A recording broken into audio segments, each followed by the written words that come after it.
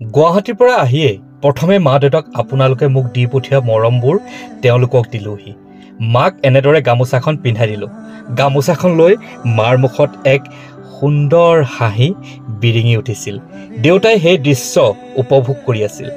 দেউতাকো এনেদৰে ৰাভা গামোচাখন পিন্ধাই মৰম যাচিলোঁ।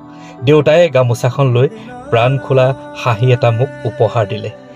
আপোনালোকে ভাবিছে চাগে মই কিয় মা দেউতাক আপোনালোকে মোক দিয়া সন্মান আৰু মৰমবোৰ তেওঁলোকক অৰ্পণ কৰিছোঁ। আচলতে এই সন্মান আৰু মৰমবোৰ মূল গৰাকী মোৰ মা দেউতা। কাৰণ তেওঁলোকে শিকাইছিল নিস্বাৰ্থভাৱে মোক কাম কৰিবলৈ। তেওঁলোকে মোক সৰুৰে পৰা শিক্ষা দিছিল প্ৰকৃত মানৱীয়তা কি। তেওঁলোকে মোক সাহস দিছিল জীৱনৰ জটিল আৰু কঠোৰ সময়ক নেওচি আগুৱাই যাবলৈ।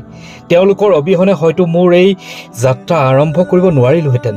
মই গৌৰৱ কৰোঁ মোৰ মা দেউতাক লৈ, কাৰণ মোৰ মা দেউতা ভগৱানৰ অন্য এক ৰূপ।